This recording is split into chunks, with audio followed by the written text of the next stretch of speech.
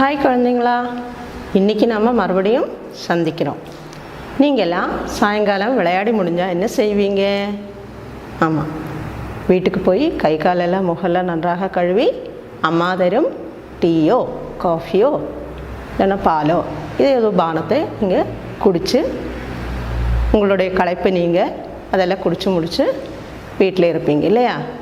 ஆமாம், இது மாதிரி தமிழ் செல்வியும் நண்பர்களும் விளையாடி கொண்டிருந்த போது பீட்டரும் தனது வீட்டுக்கு சென்றார். அம்மாதரும் காஃபி குடித்து களைப்பு நீங்க அமர்ந்திருந்தார்.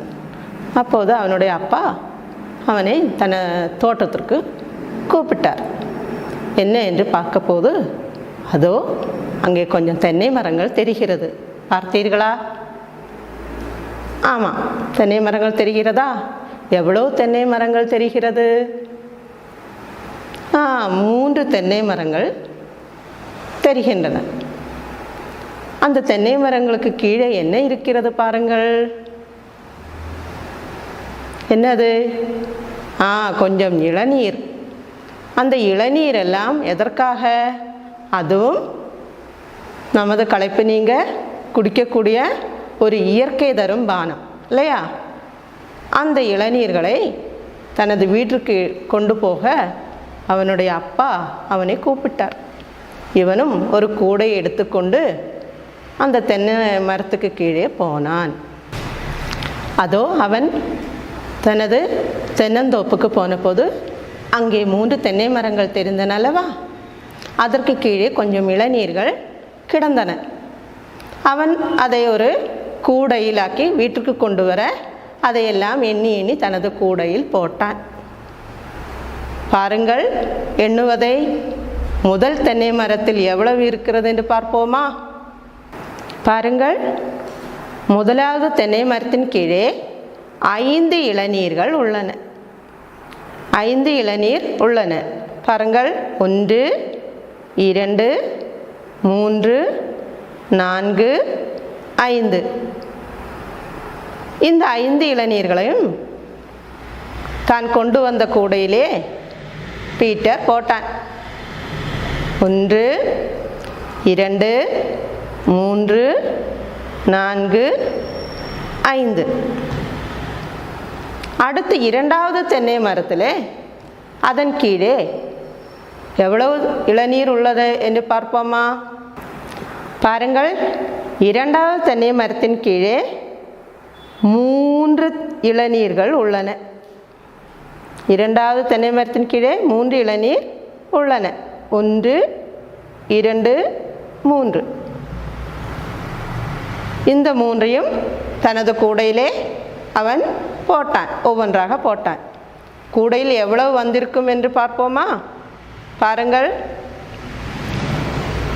5உடன் 3ஐ நான் என்ன செய்கிறேன்? கூட்டப் போகிறேன். 5ம் 3ம் 5ம் 3ம் எவ்வளவு என்று எண்ணி பார்ப்போமா? கூடையில் ஏற்கனவே 5 உள்ளது என்று உங்களுக்கு தெரியும். இப்போ ஒவ்வொன்றாக போடுகிறேன். 5 முடிந்தால் இது எவ்வளவு? 6 7 8. 8 எண்ணம் ஆகிவிட்டது இல்லையா? அடுத்து 3வது தென்னை மரத்தின் கீழே எவ்வளவு இளநீர் உள்ளது என்று பார்ப்போம். இதோ 2. அப்போ ஏற்கனவே நாம் இங்கே 5ம் 3ம் போட்டுவிட்டோம். 8 ஆகிவிட்டது. அதனுடன் இந்த 2ஐயும் நாம் சேர்க்க வேண்டும். 2ஐயும் கூட்ட வேண்டும். 8 முடிந்தால் 9 10. இப்போ கூடையில் எத்தனை இளநீர் உள்ளது என்று நீங்கள் நினைக்கிறீர்கள்?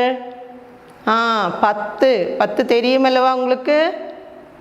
10 இளநீர் இதிலே உள்ளன. இதை பீட்டர் தன்னுடைய வீட்டிற்கு கொண்டு போனான். பீட்டர் இவ்வாறு இளநீர்களை வீட்டிற்கு கொண்டு போய் கொடுத்தான்.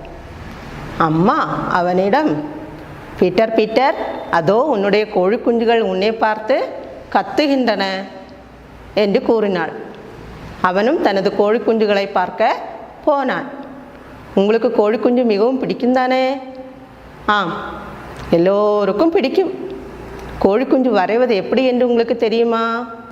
பாருங்கள், ஆசிரியர் வரைகிறேன். நீங்கள் அதை பார்த்து அதே போல் வரைந்து கொள்ளுங்கள். அதற்காக உங்களுடைய நோட்டு புத்தகமும் பென்சிலும் தயாராக உள்ளது தானே. தவறானாலும் பரவாயில்லை, அடித்து மறுபடியும் வரையலாம், இல்லைன்னா அடுத்த பக்கத்துலேயும் வரையலாம். பாருங்கள், இதோ முதலில் ஒரு வட்டம்.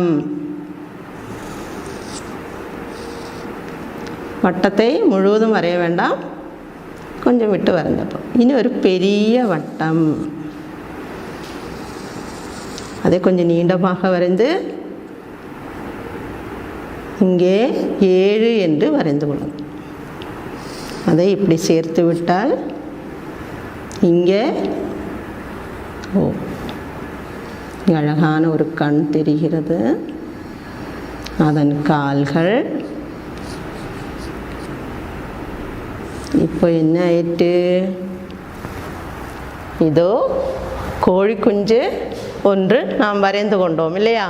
எப்படி வரைந்தோம்? முதலில் இந்த வட்டம், அப்புறம் இந்த வட்டம், இங்கே 7 என்று போட்டோம், அதை சேர்த்தோம் இல்லையா. இதோ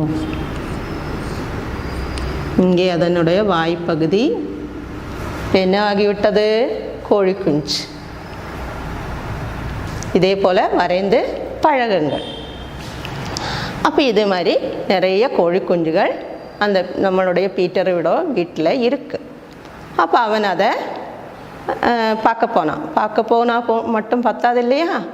அவனை பார்த்தது கோழி குஞ்சுகள் என்ன சொல்லும்? என்ன சொல்லும்? கியோ கியோ கியோ அப்படின்னு அதை கத்திகிட்டே இருக்கும். அப்போ பாருங்கள், கோழி குஞ்சு எப்படி கத்தும்? கியோ கியோ. கோழி குஞ்சு கத்தும் கியோ கியோ, கோழி குஞ்சு கத்தும் கியோ கியோ. என்ன பார்த்தாலும் கியோ கியோ, அட உன்னை பார்த்தாலும் கியோ கியோ. கோழி குஞ்சு கத்தும் கியோ கியோ. பீட்டரை பார்த்த போதும் கியோ கியோ, அவங்க அம்மாவை பார்த்த போது கியோ கியோ. கோழி குஞ்சு கத்தும் கியோ கியோ. அப்பாவை பார்த்தாலும் கியோ கியோ, அண்ணனை பார்த்தாலும் கியோ கியோ.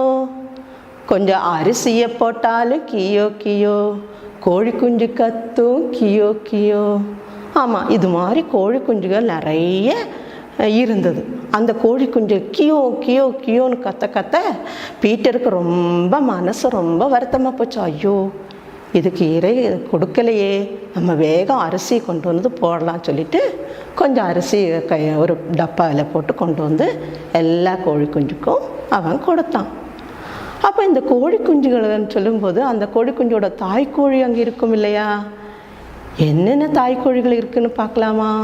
அவனுடைய 3 கோழிகள்.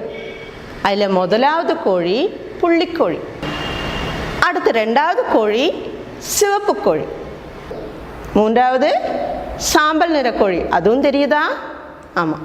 இந்த 3 கோழிகளுக்கும் கொஞ்சம் கொஞ்சம் குஞ்சுகள் இருக்குது. அது எவ்வளவுன்னு நம்ம பார்க்க போகிறோம். பாருங்க, அந்த புள்ளிக்கோழி தெரியுது இல்லையா, முதலாவது புள்ளிக்கோழி தெரியுதே, அதுக்கு 8 குஞ்சுகள் இருந்தன. 2வது சிவப்பு கோழி தெரிஞ்சதே, அதுக்கு 3 குஞ்சுகள் இருந்தன. 3வது சாம்பல் நிறக்கோழி, அதற்கு 6 குஞ்சுகளும் இருந்தன. அப்போ அவன் மொத்தம் அவங்ககிட்ட எவ்வளவு கோழி குஞ்சுகள் இருக்குது எண்ணி பார்க்கணும் இல்லையா. ஏதாவது காக்கா கொண்டு போயிருக்கலாம், இல்லைன்னா கழுகு கொண்டு போயிருக்கலாம். அதெல்லாம் இல்லாமல் தினமும் கோழி குஞ்சுகளை எண்ணணும். அப்போ தானே அந்த கோழி பெருசானா நமக்கு இவ்வளோ கோழி குஞ்சு இருக்குதுன்னு தெரியும். கண்டிப்பாக அப்படி எண்ணனா தானே, அதை நல்லா பாதுகாப்பாக வச்சா தானே பெரிய பெரிய கோழிகளெல்லாம் நமக்கு வரும் இல்லையா. பாருங்கள், கோழி குஞ்சுகளோட எண்ணிக்கை, புள்ளிக்கோழி 8 குஞ்சுகள் தெரியுதா, சிவப்பு கோழி 3 குஞ்சுகள் தெரியுதா, சாம்பல் கோழி 6 குஞ்சுகள் அதுவும் தெரியுதா. மொத்தம் எவ்வளோ ஆயிருக்கும்? எப்படி கண்டுபிடிக்கிறது? கூட்டி கண்டுபிடிக்கலாம். கூட்டலின் அடையாளம் நீங்கள் படிச்சீங்க இல்லையா இதுக்கு முன்னாடி வகுப்பில்.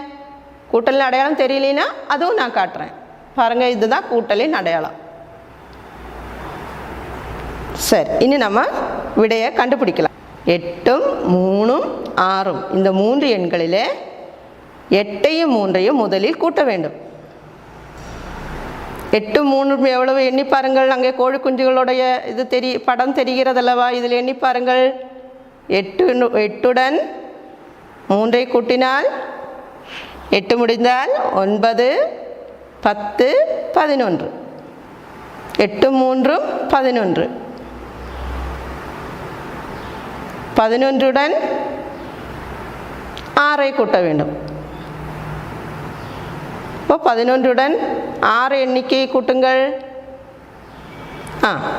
எவ்வளோ கிடைத்தது? 17. 11ம் 6ம் 17. சரிதானே? உங்கள் விடையும் சரிதானே? கூட்டி பார்த்தீர்கள் அல்லவா?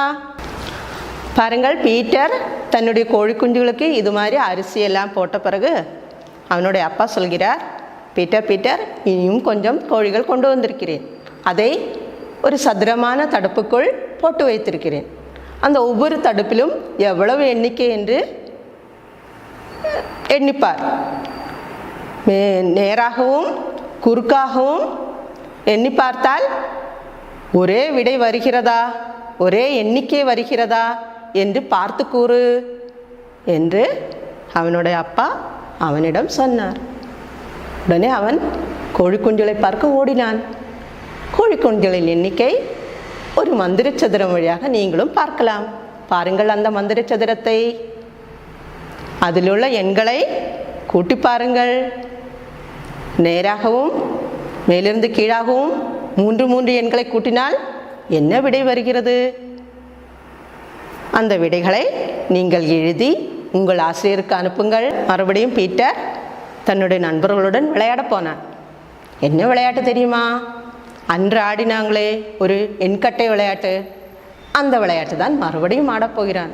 ஆனால் அந்த எண்கட்டையில் ஒரு வித்தியாசமான எண்கட்டை. அது அந்த எண்கட்டை ஒரு வித்தியாசமான எண்கட்டை. என்ன என்று பார்க்கலாமா? தமிழ்செல்வியும் பீட்டரும் மற்ற நண்பர்களுடன் விளையாடிய அந்த எண்கட்டை விளையாட்டையும் அந்த எண்கட்டையும் இப்போது பாருங்கள். தமிழ்செல்வியும் நண்பர்களும் இந்த எண்கட்டையை வைத்துத்தான் விளையாடினார்கள். அன்று பார்த்தபோது வெறும் புள்ளிகள் உள்ள எண்கட்டையை பார்த்திருப்பீர்கள் இல்லையா? இதற்கு முன் அவர்கள் விளையாண்டது. ஆனால் இப்போது விளையாடுவது 10களுடையவும் 1களுடையவும் உள்ள எண்கட்டை. பாருங்கள், இந்த எண்கட்டையை இரண்டும் வித்தியாசமான எண்கட்டை. இதன் பக்கங்களிலெல்லாம் 10கள், இதன் பக்கங்களிலெல்லாம் 1கள். இந்த இரு எண்கட்டைகளையும் வைத்து அவர்கள் விளையாடினார்கள். நீங்கள் அவர்கள் விளையாடும் போது அவர்கள் கிடைத்த புள்ளிகளை உங்கள் நோட்டில் எழுதி கொள்ளுங்கள். தமிழ்செல்வி முதலில் விளையாடுகிறாள். அவளுக்கு எவ்வளவு கிடைத்தது என்று உங்கள் நோட்டில் எழுதி கொள்ளுங்கள். தெரிகிறதா? தமிழ்செல்விக்கு எவ்வளோ கிடைத்தது என்று? எவ்வளோ கிடைத்தது? 2 10கள், 2 1கள். இங்கே ஒரு 10, இங்கே ஒரு 10. அப்போ 2 10களும், இங்கே 1, இங்கே 1, 2 1களும். இப்போ நீங்கள் நோட்டில் எழுத வேண்டியது தமிழ்செல்வி என்று எழுதிக்கொண்டு அவளுடைய பெயருக்கு நேராக 10 கூட்டல் 10, அதனுடன் கூட்டல் போட்டு 1 கூட்டல் 1 இப்படி எழுதி கொள்ள வேண்டும். சரியா? அப்போதுதான் நமக்கு விடை கிடைக்கும். எழுதி கொண்டீர்களா? அடுத்தது நாம் பீட்டர் விளையாடுவதை பார்க்கலாம். பீட்டர் எவ்வளவு போட்டான் என்று பார்ப்போம். பாருங்கள், பீட்டர் போட்டது எவ்வளவு என்று. பீட்டருக்கு கிடைத்தது எத்தனை 10கள் தெரிகிறது? 3 10கள். இங்கே 1கள் 2. இப்போ 3 10கள் நீங்கள் எழுதி கொள்ள வேண்டும். கூடவே 2 1களையும் எழுதி கொள்ள வேண்டும். எப்படி எழுதுவது என்று சொல்ல தெரியும் அல்லவா? நோட்டில் எப்படி எழுதணும்னு 10 கூட்டல் 10 கூட்டல் 10, பின்ன கூட்டல் போட்டுட்டு 1 கூட்டல் 1. இது மாதிரி எழுதிக்குங்களா. இப்போது இது பீட்டருக்கு கிடைத்தது. பீட்டரின் பெயருக்கு நேராக இவைகளை எழுத வேண்டும். அடுத்ததாக நம்ம கதீஜா எவ்வளோ போட்டாள் என்று பார்ப்போம். பாருங்கள், கதீஜாவுக்கு கிடைத்தது எவ்வளவு என்று. கதீஜா இப்போது போட்டால் அவளுக்கு எவ்வளோ கிடைத்தது என்று பாருங்கள். ஒரு 10ம் 6 ஒன்றுகளும். தெரிகிறதா? இது எவ்வளவு? ஒரு 10. இது எவ்வளவு? சரி, 6 ஒன்றுகள். அப்போ இதையும் அதே மாதிரி கூட்டல் போட்டு எழுதிக்கொள்ளுங்கள். ஒவ்வொரு எண்ணையும் கூட்டல் போட்டு எழுதிக்கொள்ளுங்கள். யாருடைய பேருக்கு நேராக? கதீஜா. கதீஜாவுக்கு 16 கிடைத்ததல்லவா? இனி அவளுடைய ஃப்ரெண்டான கீதாவுக்கு எவ்வளோ கிடைத்தது என்று பாருங்கள். எவ்வளவு? 10கள் மட்டும்தான் கிடைத்துள்ளன, ஒன்றுகள் இல்லை. எவ்வளவு 10கள் கிடைத்தன? 1 2 3 4 5 6 6 10கள் கிடைத்தன. தெரிகிறதா? 6 10கள். ஆமாம், கீதாவுக்கு 6 10கள் கிடைத்தன. இதை கூட்டல் போட்டு எழுதிக்கொள்ளுங்கள். 10 கூட்டல் 10 கூட்டல் 10 கூட்டல் 10 கூட்டல் 10 கூட்டல் 10 என்று எழுதிக்கொள்ளுங்கள். சரியா? இந்த 10ஐயும் சேர்த்து எழுதிக்கொள்ளுங்கள். 6 10கள் எழுதிக்கொண்டீர்களா? இனி சூர்யா போட்டதை பாருங்கள். சூர்யாவுக்கு இவ்வளோ கிடைத்தது. தெரிகிறதா? ஒரு 10ம் 2 ஒன்றுகளும். 10ம் 2ம். ரொம்ப எளிமையான கணக்கு இல்லையா? ஆமாம், இதையும் கூட்டல் போட்டு கண்டுபிடித்து வையுங்கள். இந்த மாதிரியெல்லாம் அவங்க விளையாண்டு முடிஞ்சாங்க. பாருங்கள், தமிழ்செல்வியும் நண்பர்களும் இது மாதிரி எண்கட்டல் விளையாட்டெல்லாம் விளையாடி முடித்த பிறகு அதனுடைய விடைகளை எல்லாம் நீங்கள் பார்த்தீர்கள் அல்லவா? உங்கள் நோட்டில் எழுதி விட்டீர்களா? அதில் மிகச்சிறிய எண் கிடைத்தது யாருக்கு? மிகப்பெரிய எண் கிடைத்தது யாருக்கு? அந்த பெரிய எண் எது? அந்த சிறிய எண் எது? இந்த மாதிரி கேள்விகள் கொடுத்த ஒன்று உங்களுக்கு காண்பிக்கப்படும். அதை எழுதி எடுத்து அதில் விடையை எழுதணும். அதையும் நீங்கள் எழுதி எடுத்து உங்கள் ஆசிரியருக்கு மறக்காமல் அனுப்புங்கள். இது மாதிரி ஒரு எண்கட்டை விளையாட்டை பற்றி உங்கள் பாடப்புத்தகத்தில் 11வது பக்கத்தில் உள்ளது.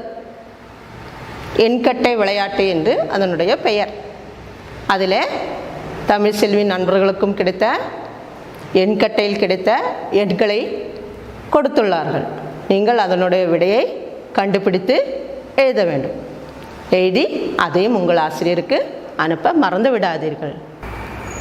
குழந்தைகளே, தமிழ்செல்வியும் நண்பர்களும் இந்த எண்கட்டை விளையாட்டை விளையாடி முடித்த பிறகு அவர்கள் வேறொரு விளையாட்டுக்கு சென்றார்கள். அது என்ன விளையாட்டு தெரியுமா? எண் சக்கர விளையாட்டு. என்ன விளையாட்டது? எண் சக்கர விளையாட்டு. அது உங்கள் பாடப்பகுதியில் பக்கம் 12இல் எண் எது என்பது தான் அந்த விளையாட்டு. பாடப்பகுதியில் 12வது பக்கத்தில் எண் எது என்ற தலைப்பில் ஒரு விளையாட்டு இருக்குது. அதை நான் இப்போ உங்களுக்கு காமிக்கிறேன்.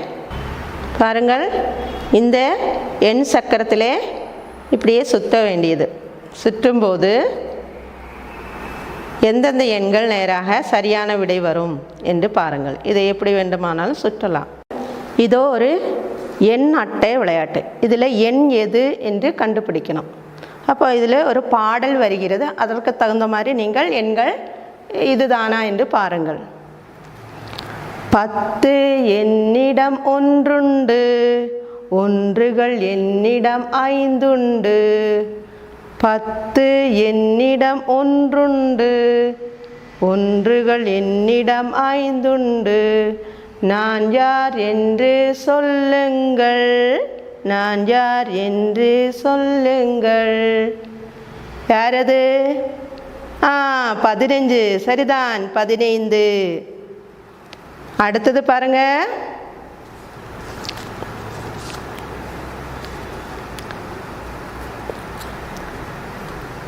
பத்து என்னிடம் ஒன்றுண்டு, ஒன்றுகள் என்னிடம் 9 உண்டு. 10 என்னிடம் ஒன்றுண்டு, ஒன்றுகள் என்னிடம் 9 உண்டு. நான் யார் என்று சொல்லுங்கள், நான் யார் என்று சொல்லுங்கள். யாரது? 19. எத்தனை அது? எவ்வளவு இது? 19. அடுத்தது பாருங்க, இது எப்படி பாடலாம்? இதே மாதிரி பாட்டா பாடுங்களேன்.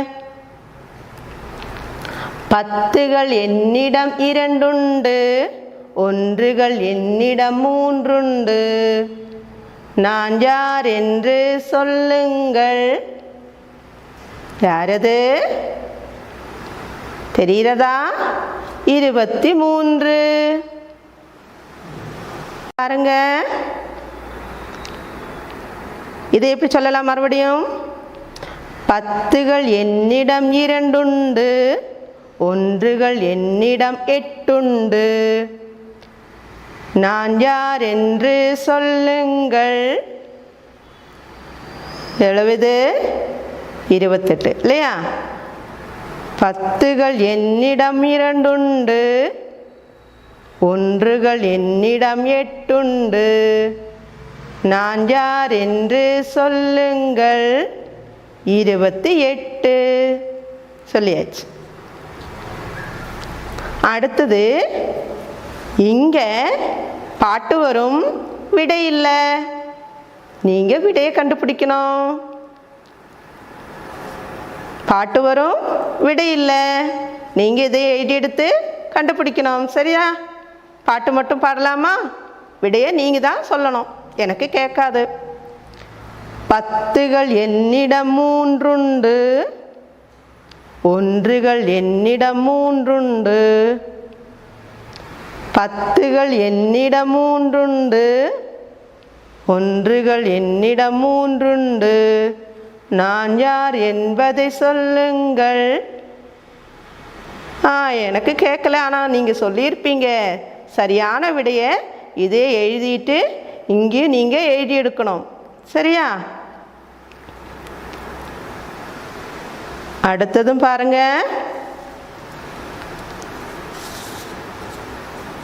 தோ வருகிறது. 10கள் என்னிடம் 3 உண்டு,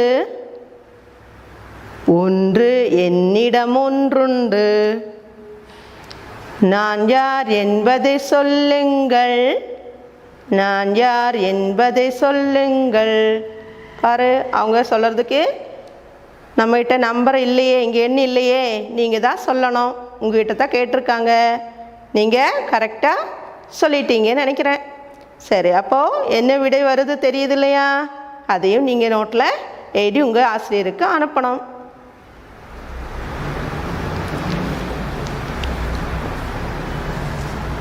அடுத்தது யார் வர்றாங்க பார்ப்போம். யார் வரணும்னு நினைக்கிறீங்க? இதுதான் சரின்னு நினைக்கிறேன். பார்க்கலாமா?